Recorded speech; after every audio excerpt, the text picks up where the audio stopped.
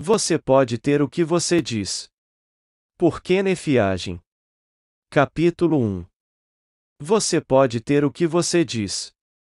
A mulher que tocou na orla dos vestidos de Jesus recebeu exatamente o que ela disse. Na Bíblia está escrito: porque dizia, se eu tão somente tocar nos seus vestidos, sararei, a Marcos 5:20. O que ela disse foi a sua fé falando.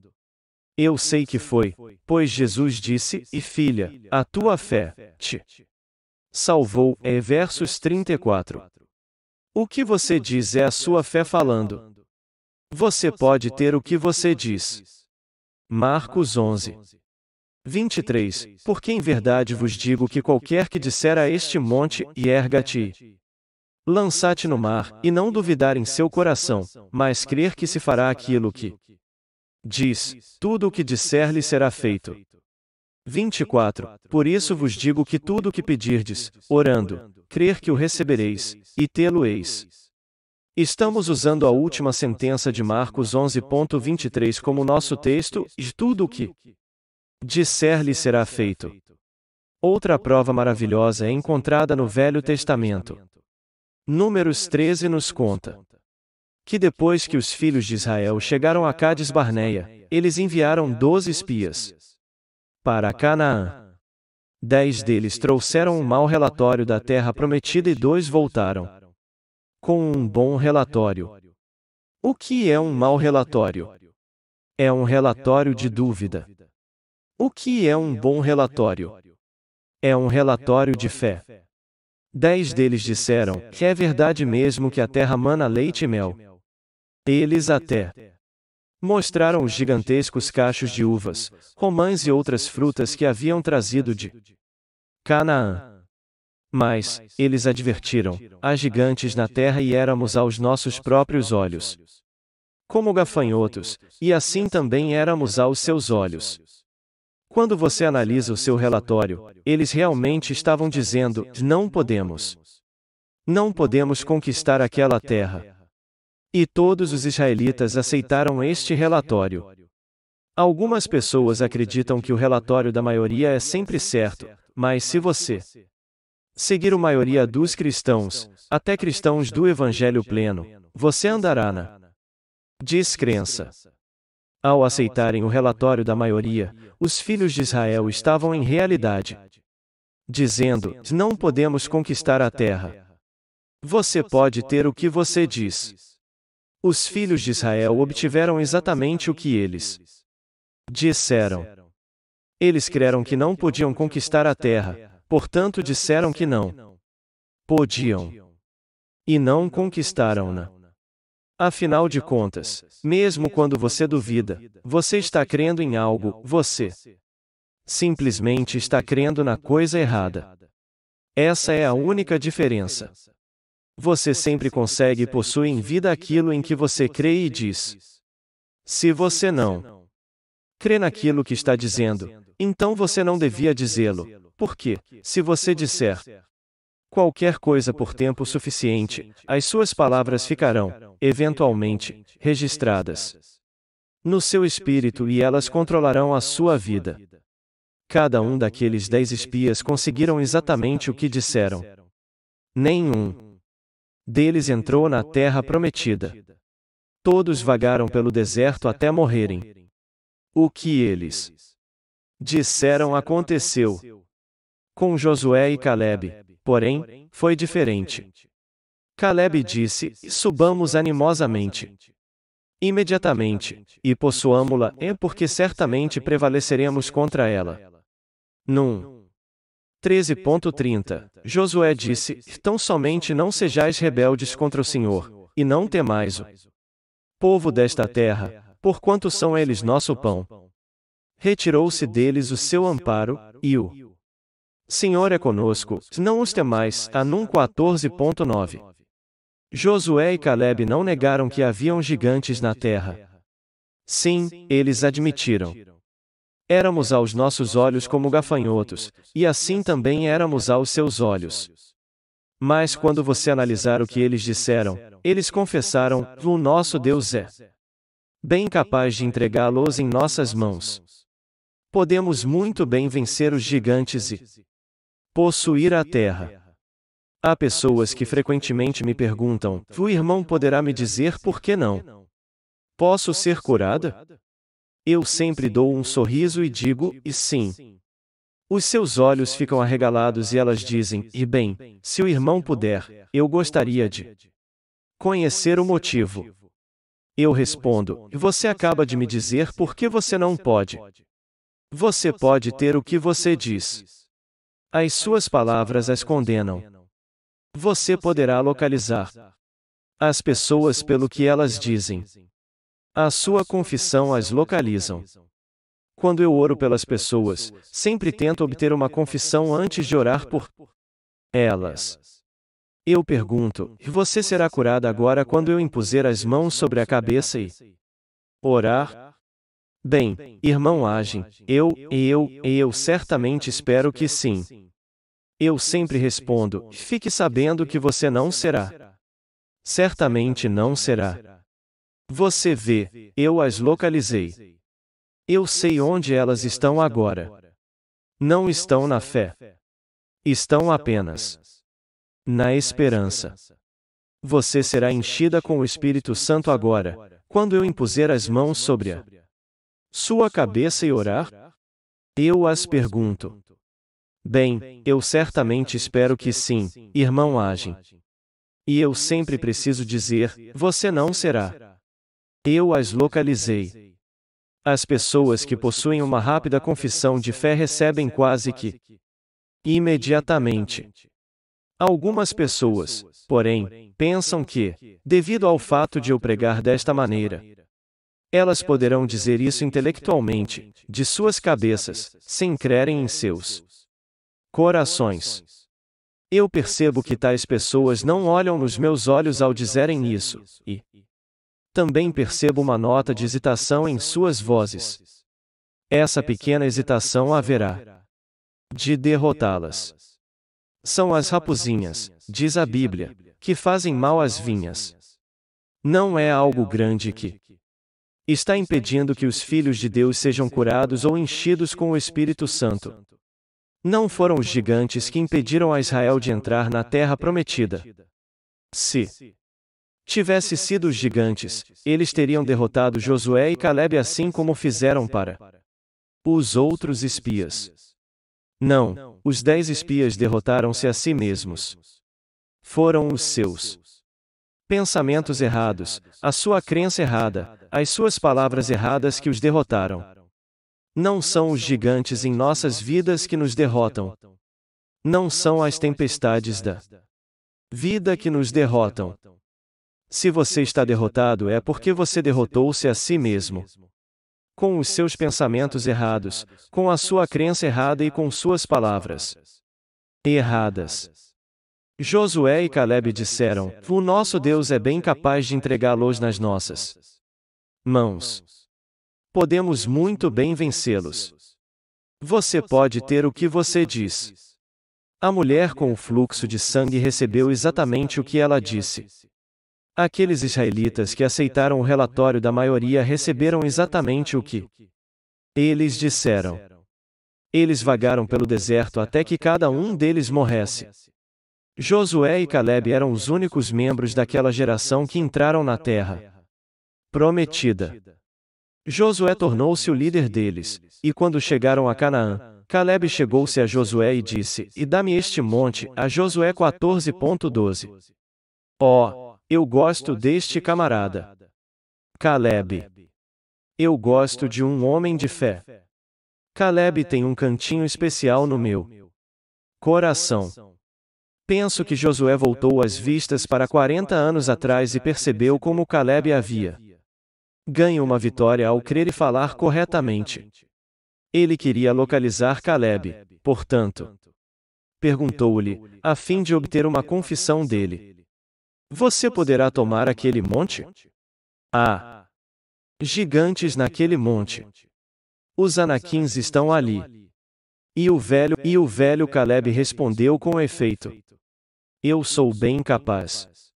Eis que já hoje sou da idade de 85 anos, e ainda estou tão forte como no dia em que Moisés me enviou.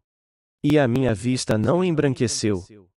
Eu sou bem capaz de conquistar o monte. E, louvado seja Deus, ele conseguiu fazer exatamente o que ele disse. Capítulo 2. Não se prepare para o fracasso. Muitas coisas acontecem porque pensamos que elas devem acontecer. Recentemente li a respeito de um cientista que disse que depois que você atingir uma certa idade, torna-se mais difícil para o seu cérebro lembrar as coisas. Quando eu passei dos 40, percebi que não podia mais me lembrar de passagens bíblicas tão bem como antigamente. Depois de algum tempo eu disse para comigo mesmo, não há razão para isto. Afinal de contas, o cérebro é apenas um órgão físico através do qual a mente opera. A mente faz parte do meu ser interior, e a mente jamais envelhece. Ó homem rico no inferno ainda tinha a sua mente e memória intactas, porque Abraão disse em Lucas 16:25, filho, lembra-te. No momento em que eu comecei a crer, pensar e falar corretamente, eu podia citar todos os versículos bíblicos que antes conhecia.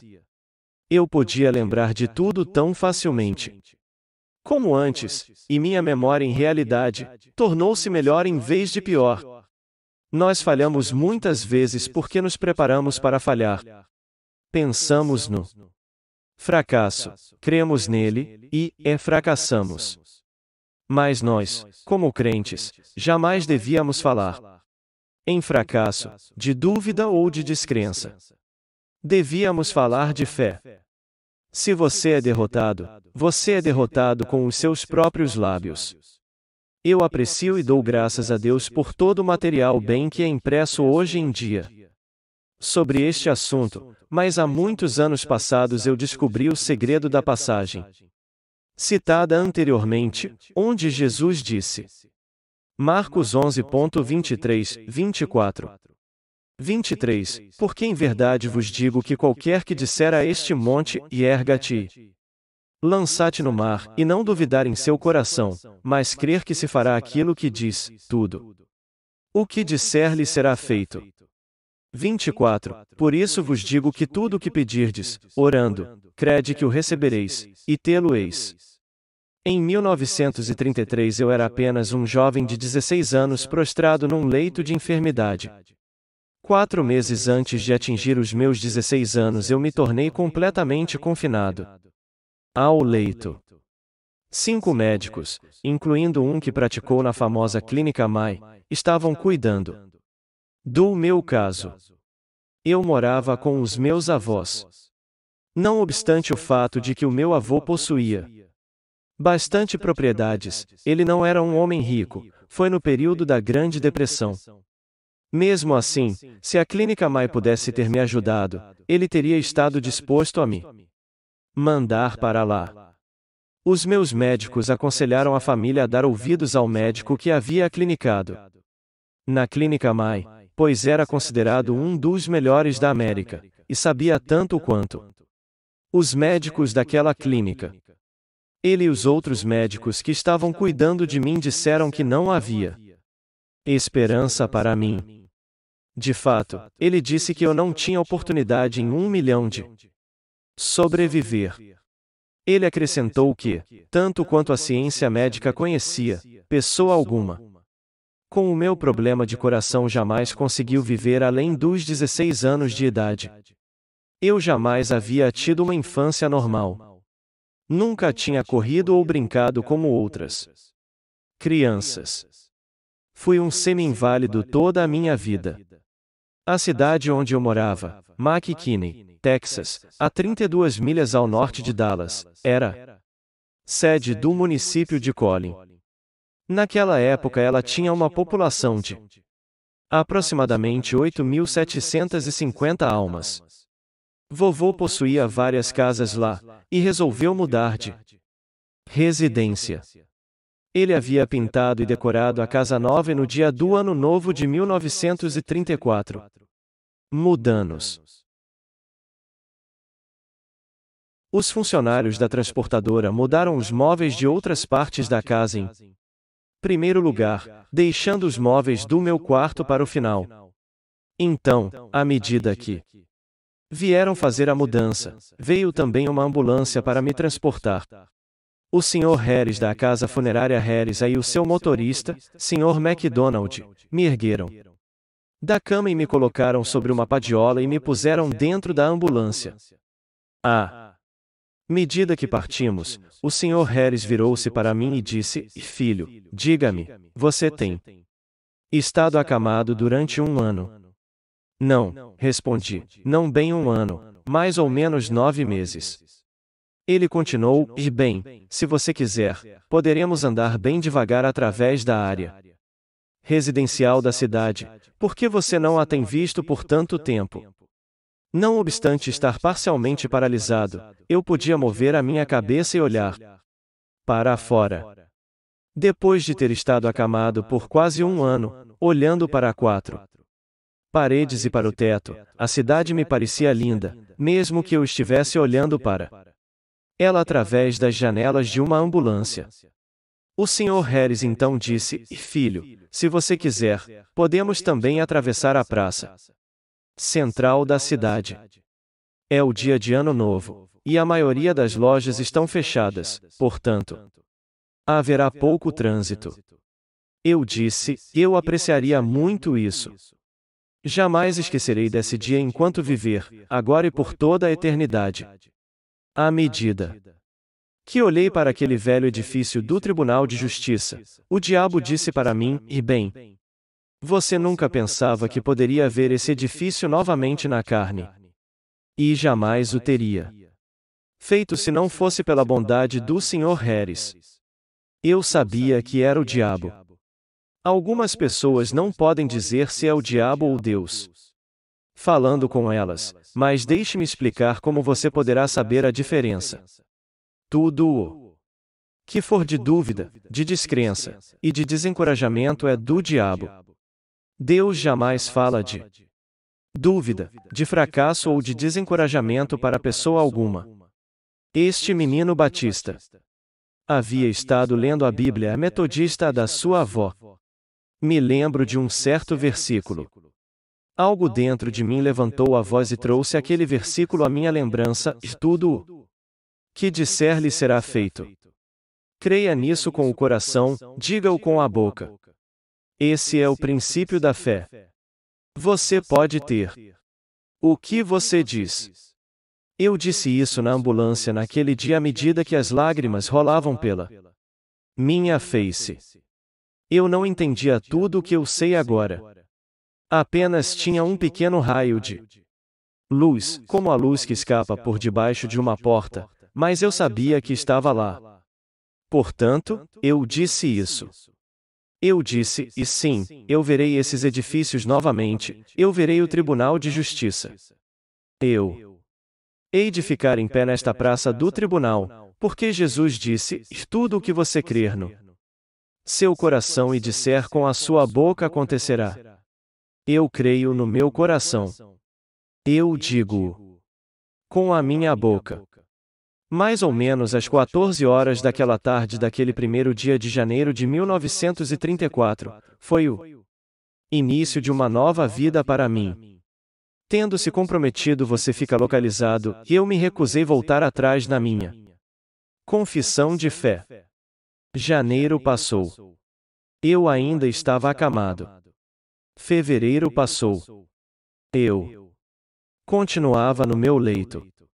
Março, abril, maio, junho, julho passaram 7 meses e eu ainda estava no meu leito de enfermidade. O diabo me dizia repetidamente: não está funcionando. Eu respondi: eu não vou crer em você, seu velho incrédulo. Fiquei firme na minha confissão. Recusei-me a desistir dela e afirmei que essa palavra foi falada por Jesus quando ele esteve aqui na terra. Eu continuei a dizer para Jesus, para Deus e o Espírito Santo, para os anjos, para o diabo e seus espíritos malignos, e vou ficar firme na minha confissão. Eu disse a Deus: Se ela não operar, então a tua palavra falhou debaixo de mim. Jesus e eu teremos que cair juntos porque eu não vou soltá-lo. No segundo sábado de agosto de 1934, eu andei naquela praça do Tribunal de Justiça.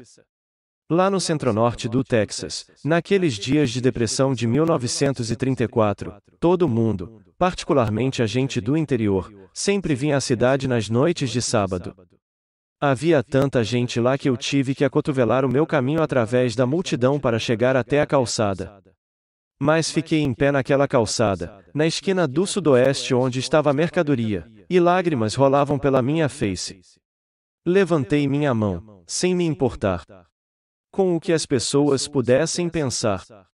Isso sempre foi algo que jamais me preocupou. O que os outros pudessem pensar. Eu exclamei em voz alta, e diabo, eu falei para você. E continuei, e diabo, eu não sei se você pode ler ou não, mas em caso negativo, eu peguei o meu Novo Testamento de bolso, abri-o em Marcos 11.23, 24 e li para ele. Eu disse, e eu falei para você que isso funcionaria durante todos aqueles meses em que você me dizia que não estava e que não ia funcionar.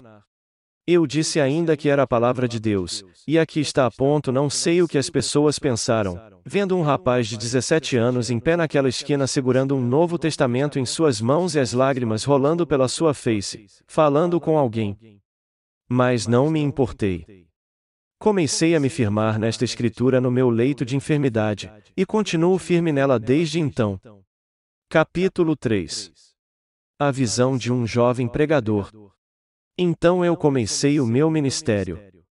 Terminei o colégio e tornei-me um jovem pregador batista, pastoreando uma igreja da comunidade no interior, distante uns 13 quilômetros daquela praça do Tribunal de Justiça.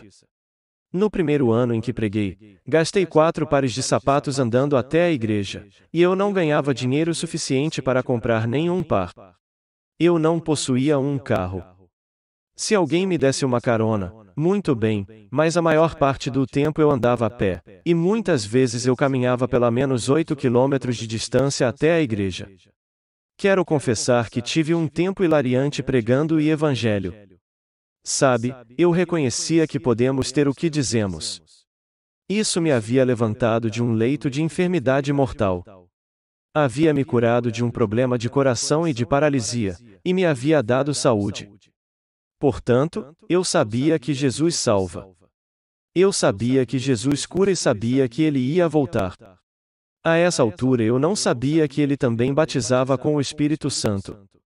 Eu andava pela estrada poeirenta, dizendo, e vou pregar que Jesus salva, que Jesus cura e que ele vai voltar. E pregarei isso desde o Rio Vermelho até o Golfo do México.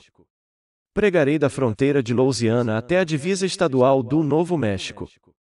Pensava que se eu cobrisse todo o estado do Texas estaria agindo muito bem.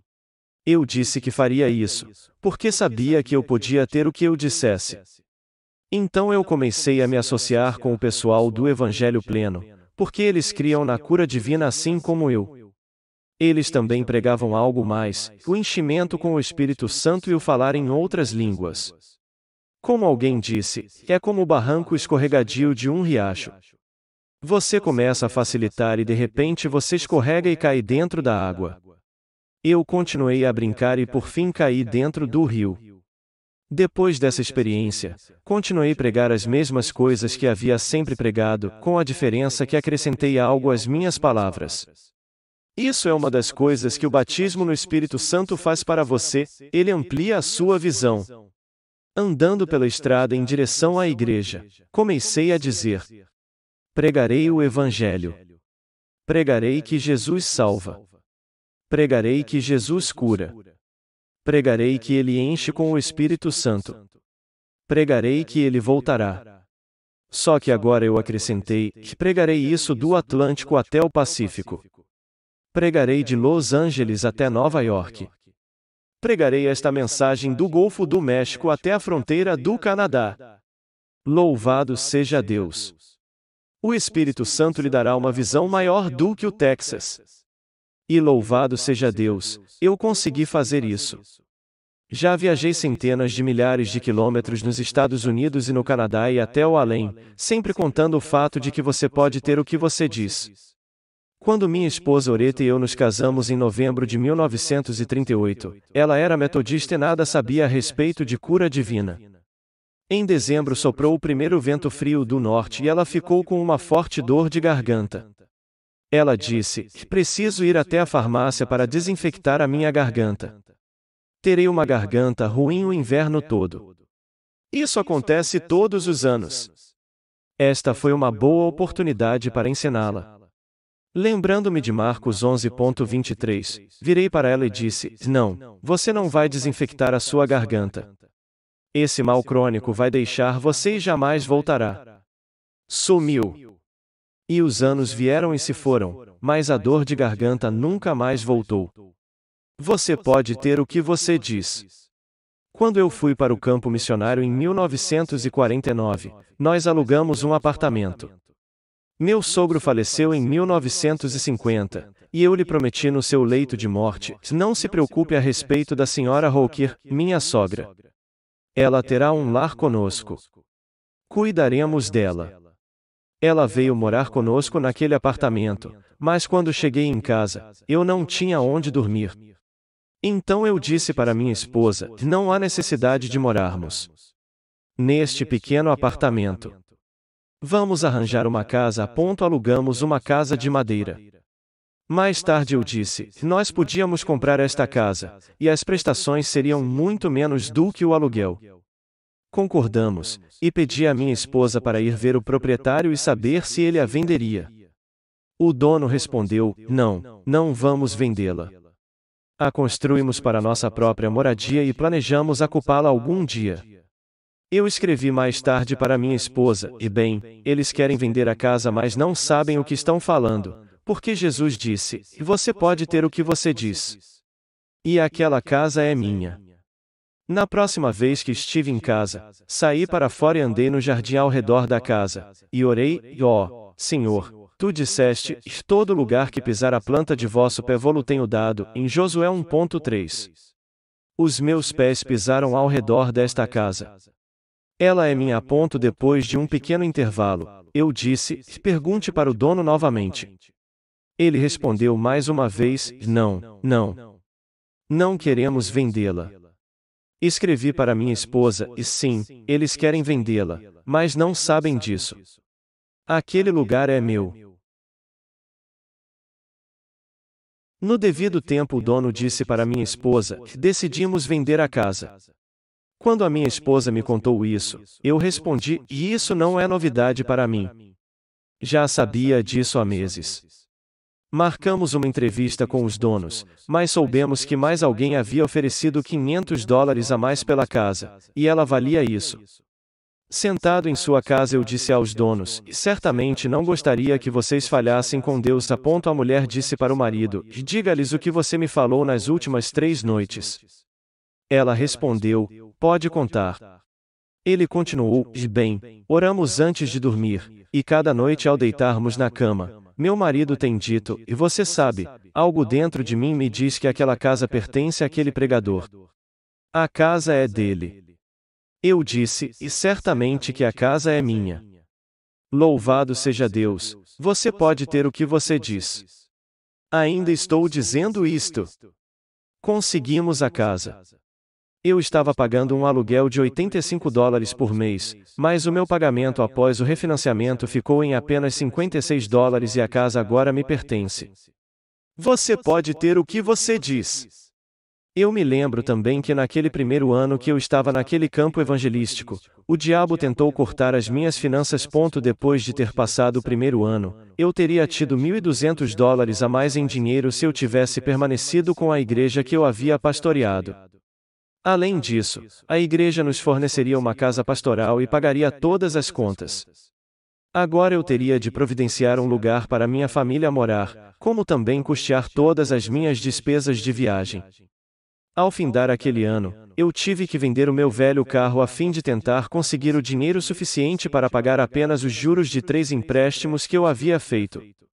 Eu clamei: "Senhor, algo está errado em alguma parte. Eu estou na tua vontade."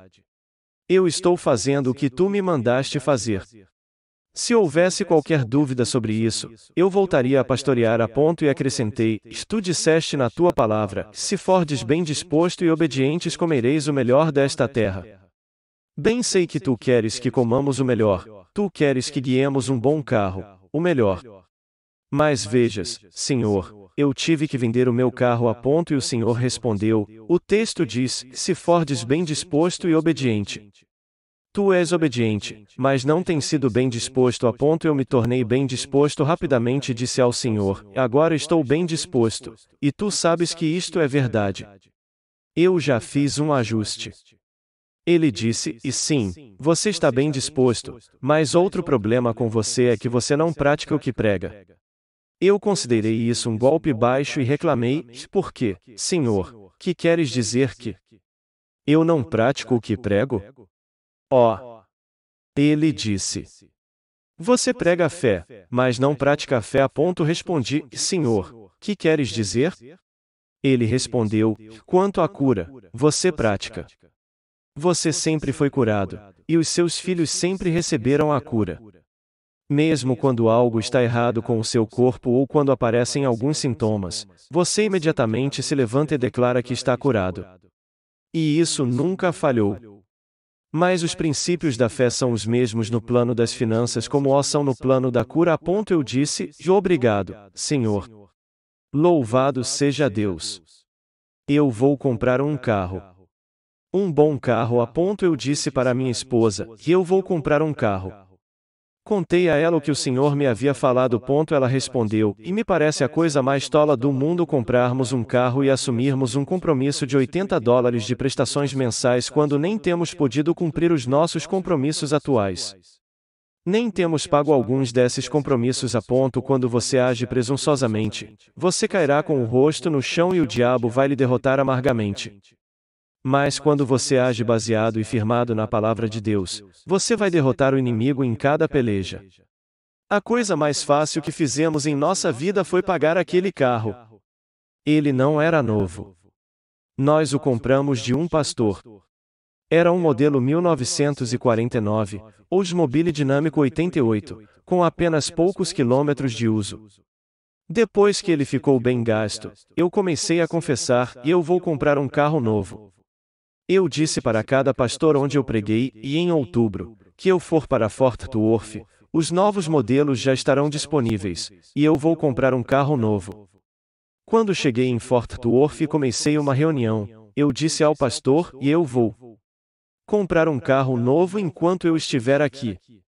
E Deus é a minha testemunha de que eu não podia comprar nenhuma galinha choca, vendo as coisas do ponto de vista natural. A essa altura o meu velho Oldsmobile já registrava quase 150 mil quilômetros no seu marcador. Ele havia executado um serviço maravilhoso para mim, portanto eu disse, eu vou comprar um Oldsmobile, só que desta vez será um modelo 98. Quero o melhor. Quero freios de potência, direção de potência, ar-condicionado, completo. O pastor disse, bem, eu conheço um representante que tem um, e ele sempre dá aos pastores um bom negócio. Vamos vê-lo. No dia seguinte fomos até a agência. Pelo caminho eu enumerei para o pastor todas as características que eu desejava no carro. Ao chegarmos, ele disse, e lá está ele. Eu exclamei, e louvado seja Deus, até a cor que eu havia imaginado. Examinei bem o carro, e disse, e sim, é este que eu quero, é este mesmo. Entramos no escritório e o pastor me apresentou ao revendedor, que era um ímpio. O pastor já o conhecia fazia anos. O revendedor estava lá sentado com os pés sobre a sua escrivaninha e fumando um grande charuto preto. O pastor disse, Senhor fulano de tal, este é o irmão Agem. Ele está conduzindo umas reuniões para nós. Ele está interessado naquele Oldsmobile que está lá fora. O camarada olhou pela janela, tirou os pés da escrivaninha e disse, e sim, o senhor pode ficar com ele se quiser, e pagar da maneira que quiser. Ele continuou, e eu carrego as minhas próprias notas promissórias. Carregarei a sua por 3 anos e farei uma nota grande ao fim dos 3 anos se você quiser. Eu acho que todo pastor devia possuir um carro novo, e estou fazendo o possível para que eles consigam um. Bem, eu expliquei àquele negociante como eu desejava que fosse o pagamento. Ele começou a escrever e disse: "E assine aqui." Ele nem ao menos se levantou da cadeira para examinar o meu carro velho. E eu saí de lá guiando o novo. Louvado seja Deus, porque você pode ter o que você diz. Isso funciona. Glória a Deus. Eu sei que funciona. Alguém poderá dizer: "E sim, mas você estava no ministério e precisava de um carro e portanto deu certo para você." Eu posso testemunhar de muitos membros leigos para os quais também tem funcionado. Este princípio não funciona só para coisas grandes. Também dá certo para coisas pequenas. Capítulo 4. Você não pode tomar a dianteira de Deus. Em 1954, a minha família e eu nos mudamos para Port Arthur, Texas, sob o conselho de nosso pastor, irmão Leonard Wood. Ele havia deixado de pastorear a primeira igreja Assembleia de Deus em Garland para o pastorado da primeira Assembleia em Port Arthur. Ele e sua esposa cuidavam da minha família enquanto eu estava fora pregando, e eu ficava 85% ou mais do meu tempo. Ele disse: "E a minha esposa e a sua são como se fossem irmãs, e não o ajudamos. Por que vocês não se mudam para cá também?" "Tenho pensado nisso," eu disse. Mais tarde saímos para comer com um dos membros da igreja e começamos a conversar sobre o assunto novamente. O membro da igreja mencionou um amigo que queria vender a sua casa. Bem, novamente eu não podia ter comprado nenhuma velha galinha choca no natural. Então eu disse: "Bem, eu prefiro alugar e não comprar a casa." O membro da igreja sugeriu que fossemos ver a casa. Ele me apresentou ao dono, e disse: "Irmão C, o irmão Agin está pensando em mudar-se para Garland, e está interessado na sua casa. Eu acabo de fonar um anúncio para alugar a casa totalmente mobiliada," explicou o irmão C. a bem. Eu disse: "Eu tenho a minha própria mobília." O irmão C. continuou: "E eu preferia vender a casa. Mas sabe o que posso fazer, irmão Agin? Alguns membros da igreja me ofereceram tanto pela casa, mas venderei ela para o senhor por $750 a menos do que eles ofereceram. E venderei a você com uma entrada de $1.000. Eu mesmo carregarei as promissórias a tanto por mês." Aquele apartamento sobre a garagem está alugado para uns irmãos do Evangelho Pleno, e o aluguel quase dará para pagar a sua prestação. Comecei a dizer: "E bem, mas eu não tenho os $1.000 e não posso emprestar esse dinheiro." Mas no momento me lembrei deste versículo: "Você pode ter o que você diz a ponto." Então disse: "E muito bem, estou dizendo, eu terei os $1.000 para o senhor em 10 dias a ponto." "Ótimo," ele disse. "Você quer considerar o negócio fechado?" "Certamente," respondi. Realmente me havia colocado em apuros, mas vocês sabem o que aconteceu? No dia seguinte o telefone tocou no gabinete pastoral e o irmão Wood disse que era para mim. Fui atender e uma mulher perguntou: "É o irmão Agin?" "Sim," respondi, "aqui está falando a irmã e," disse ela. "Você se lembra de mim?" "Sim," respondi. "Pois bem," ela continuou, "eu estava orando ontem à noite e Deus me ordenou que desse ao irmão $500 e emprestasse $500. Eu disse: "Não duvido, irmã, traga o dinheiro para cá." Ela passou pelo gabinete pastoral e me deu um envelope. Dentro estavam 10 notas de $100. Aleluia a Jesus, você não pode tomar a dianteira de Deus. Se você apenas crer e agir de acordo com a sua palavra, você pode ter o que você diz. Para terminar, me permitam dar mais uma ilustração. A minha esposa e eu trouxemos a nossa pequena sobrinha Ruth para morar conosco. Ela tinha 15 anos. O lar da minha irmã estava quebrado, e a minha irmã teve que ir trabalhar. Deixada sozinha, a minha sobrinha misturou-se com má companhia, portanto, recolhemos ela em nosso lar. Ela foi salva e enchida com o Espírito Santo depois de ter estado conosco apenas um mês. Ela começou a ensinar na escola dominical porque tinha uma vocação e chamado para trabalhar com crianças. Depois que ela se graduou no curso secundário, ela foi trabalhar. Então a minha irmã, que tinha casado novamente, mudou-se para nossa cidade, e Ruth voltou a morar com ela em sua casa. Ruth saiu da igreja por um tempo. Ela encontrou um jovem onde ela trabalhava e casou-se com ele. Ela disse: "Eu não estou exatamente em comunhão com Deus, mas creio em falar em línguas." O marido era um batista, mas antes do casamento fingia que estava tudo certo. Assim que eles se casaram, porém, ele disse: "Eu sou o cabeça desta casa, e você não vai mais se misturar com aqueles faladores de línguas, e isto é o fim do assunto." Ele nos tratou muito friamente. Ruth e Benny estavam residindo em Houston e nós em Port Arthur. Uma manhã, lá para as 5 horas, o telefone tocou. Era uma chamada interurbana. A mulher no outro lado da linha estava quase histérica. Eu não podia entender quem era. Finalmente eu disse: "Quem é? Quem está falando?" Era a minha irmã. Eu disse: "Ou você se acalma ou fale de maneira que eu possa entender." "Bem," ela disse, "o bebê de Ruth nasceu, e eles não deixaram o Benny ou ninguém mais vê-lo." De fato, o médico disse que o bebê nasceu morto. Depois o médico voltou e disse: "O bebê não está morto como havíamos pensado, mas ele morrerá. Ela não poderá viver e seria melhor que ninguém da família a visse, porque o seu rosto e sua cabeça estão todo deformados."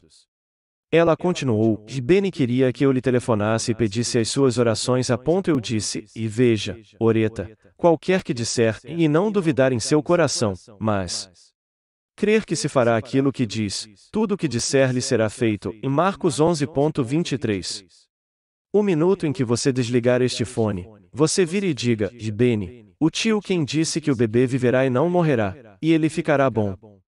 Oh, quem você pensa que será assim? Eu respondi: "Que eu não penso que será assim, eu sei que ela ficará curada." Ela disse: "O Benny queria que eu telefonasse e pedisse para você orar." "Você vai orar?"